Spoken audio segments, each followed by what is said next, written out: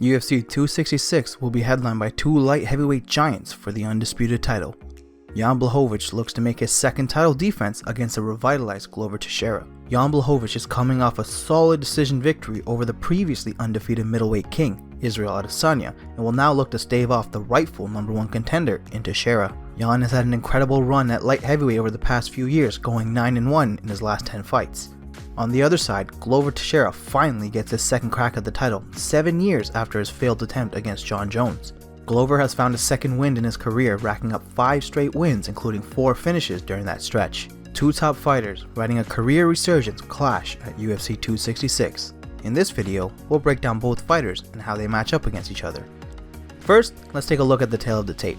The champion stands at 6 foot 2 inches tall with a reach of 78 inches and a finish rate of 61%. The challenger also stands at 6 feet 2 inches tall, but with a slightly shorter reach of 76 inches and a finish rate of 84%.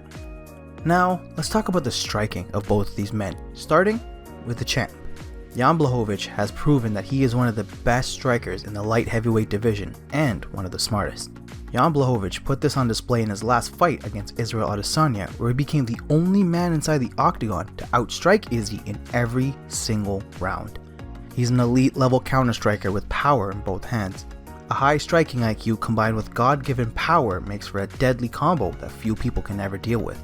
What makes Jan so deadly is his ability to implement different styles of striking when required, often switching from southpaw to orthodox. We know how good Jan is as a counter striker. He was able to utilize his quick strikes and incredible knockout power to retire both Corey Anderson and Luke Rockhold.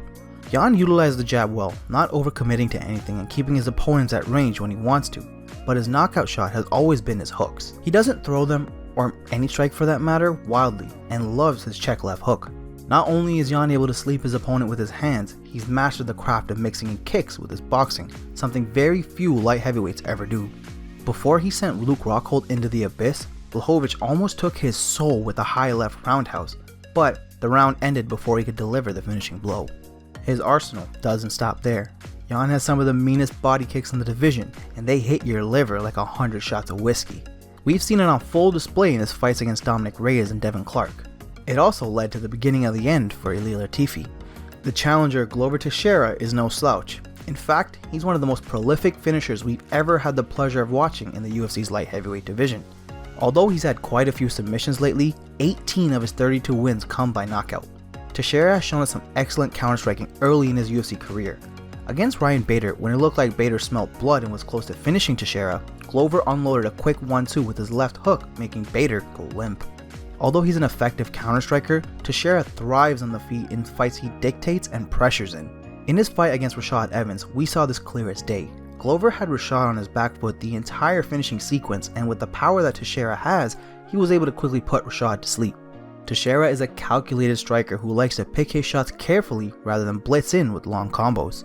Glover also has better head movement than many realize, which was on display in these knockouts here against Evans and Eastman. He slips his head far off the centerline before throwing a straight or hook, making his strikes hard to see coming.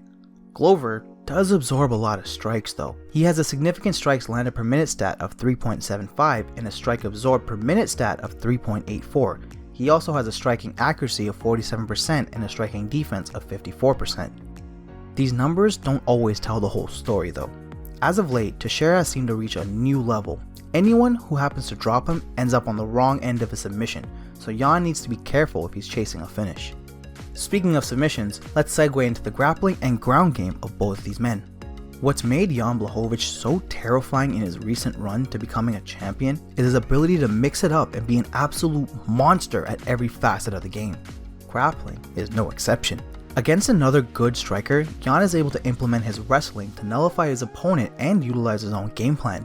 This was in full effect against Israel Adesanya and Jared Cannonier. Jan has a takedown average of 1.18, takedown accuracy of 53%, and a takedown defense stat of 65%. Although he doesn't use this wrestling often, if he feels his opponent is a serious threat on the feet, the champ has shown that he's able to mix it up and keep the fight's momentum leaning his way. In the grappling department, Jan has given us some spectacular and unusual submissions. Against Devin Clark, we saw Clark shoot for a sloppy takedown up against the cage. Jan reversed this into a standing rear naked choke and actually made Clark tap instantly. Not only is Jan physically strong, but he's also technically sound and his ground control is superb. This was on display against Adesanya, where Adesanya, who has successfully evaded strong wrestlers before, had no answer for him. Many people credit that to size difference, which of course played a factor, but let's not overlook the technical prowess. In that fight, Jan chose to remain in half guard and not passing him out, even though he had the opportunity so that he can maintain stable control and lay down some good ground and pound. This awareness on the ground is what makes him so dangerous. Jan has grown over the years and gotten better and better in his ground game, and it will come in handy against a fearsome striker like Teixeira. On the opposite side, Teixeira is as deadly as they come in the light heavyweight division for grappling. Teixeira has a takedown average of 2.04, submission average of 1, takedown accuracy 40%, and a takedown defense of 60%. Glover has won 3 of his last 5 fights by way of submission and has truly turned into a dual threat, a far cry from his days of being one of the most feared strikers in the game. Now, fighters have to worry about Teixeira taking them to the ground and finding multiple ways to make them tap. Now, where Teixeira truly excels is his ground and pound. Teixeira always prioritizes his position and will work his opponents down until he can gain a dominant position. From that dominant position, Teixeira will unload some of the nastiest ground and pound we've ever seen in the light heavyweight division. If Glover ever gets a full mount or his hooks in, there's a 90% chance you're about to get TKO'd or submitted. The man is just plain efficient. We got to see his brutality on the ground in many fights, notably against OSP, or especially against Anthony Smith. If you didn't know, Anthony Smith handed the ref some teeth that Glover had knocked out while he was being smashed. Now, how do these two match up against one another? Any way you look at it, the champion Jan Blachowicz has shown no weaknesses in his game the past few years and should be the clear favorite. His counter-striking efficiency should work wonders on the feet for him against a pressure striker like Teixeira. With Glover's 40% takedown accuracy and Jan's 65% takedown defense, the numbers would suggest that Jan will be able to defend most of Glover's takedown attempts and keep this fight standing. In many of Glover's previous fights, we've seen him be seriously compromised, and with someone that wields the legendary Polish power, it's a safe bet to say that Jan will be looking for the KO over a submission. But here's the problem. On paper, it may seem like Jan is the clear-cut favorite due to age, reach, and style matchups, but he's facing Glover Texeira. Thiago Santos almost knocked out Glover, and then Teixeira came back with a huge submission and won. For some reason, whenever Glover gets rocked or hurt, he reveals his final form and is able to pull off the comeback victory. The game plan for Jan will most likely be to fight off the back foot, luring Glover into his power hooks and looking for the 1-2 combo to knock him out, all while being very wary of entering his guard. For Glover, he has to be extremely cautious when he's getting into rage of Jan, and pick and choose his shots. One wrong move or sloppy hook and it could be a swift end to the night for him. He'll have to slowly work on picking Jan apart and hopefully take the fight to the ground through clinch work where he has the clear advantage, but that's much easier said than done.